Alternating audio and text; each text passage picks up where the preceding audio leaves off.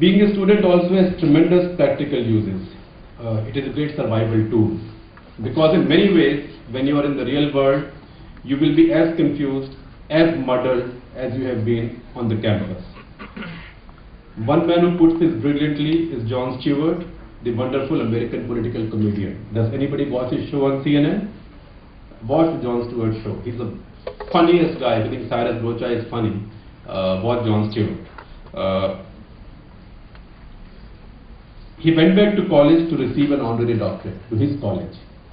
And what did he say? He said, college is something you complete. Life is something you experience. So don't worry about your grade or the result or success in college.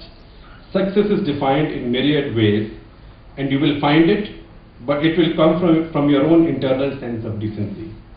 In life, how do you know what is the right path to choose to get the results that you desire? The honest answer is this: you want. And accepting that greatly eases the anxiety of your life experience. I mean, you can go back to Amir Khan, Murgi kya jane ande ka kya ho. Same thing. It's a funny guy who's saying it seriously. In other words, always stay the student, because it helps you be what Steve Jobs of Apple says are the two most important states to be in. Does anybody remember the two things he said? Stay hungry, stay foolish. Stay hungry, I would say, stay curious. Stay foolish means always be willing to learn more. Always be willing to accept that I don't know enough. Because if you are both, you will be the brave one in the room. You will be the first one to stand up and tell the emperor that he has no clothes. Which brings me to the second lesson. And this is what perhaps brings us together, my business of journalism and the businesses you will be walking into. It is this: keep your word, keep it straight. Because there is nothing that's of more value today than credibility. Let me explain to you. Both of our professions, journalism and business, face a crisis these days. In the media, everything is breaking news. A snake marrying a tree is breaking news. A leopard having a root canal is breaking news. Everything is breaking news, and people laugh.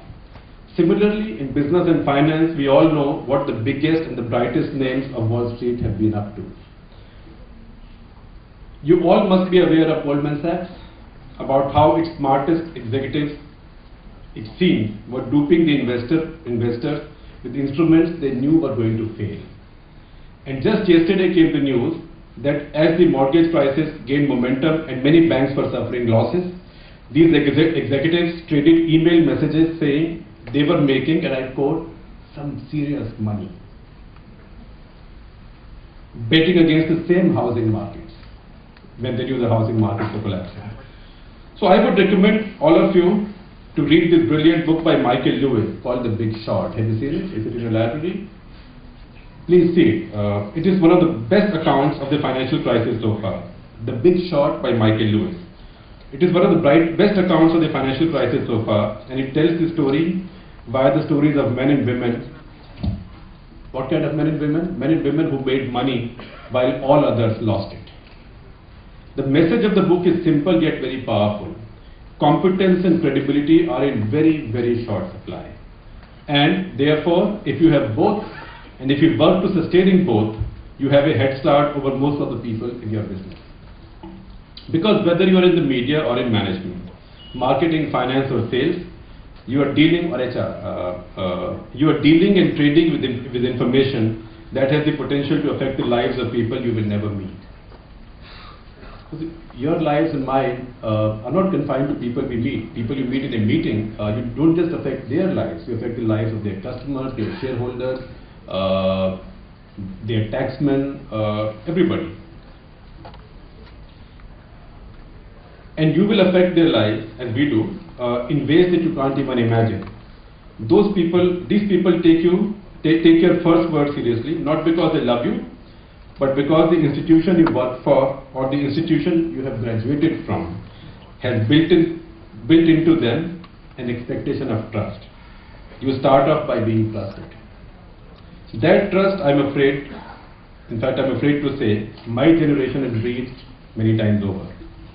But the good news is you can change it, because we know you are smarter and cleaner than us.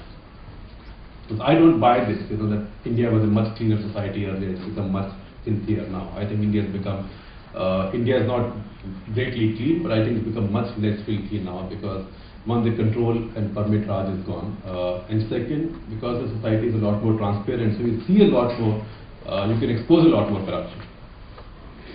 So how do you ensure that you build your credibility and keep it unblemished?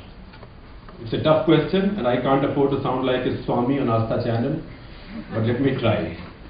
I tell my reporters that when you write a story, your story should pass your landlord's test, which is, will your landlord understand and appreciate what you've written? Don't write for your mother, because your mother will always tell you that you are the best reporter in the world. But when it comes to credibility and ethics, you should only think of your mother. Why? There's a wonderful line of Harvey Mackay, the entrepreneur and best-selling author of Swim with the Sharks Without Being Eaten Alive. I'm sure it may be in your library.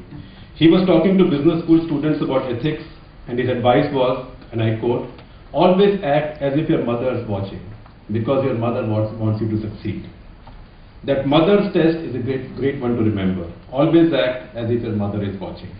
There is no way, this is in no way meant to disrespect all the fathers, including me, in this room, but mothers are special because mothers, the only unequal relationship in life is mother and child.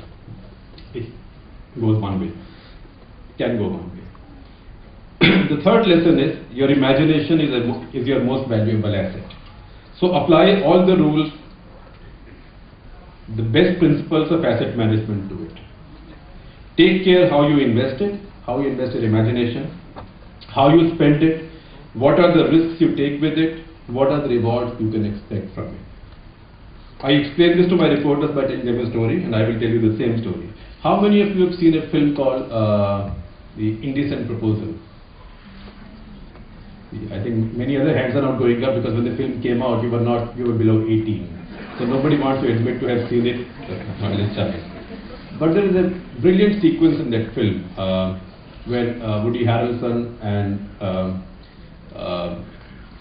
what's her name?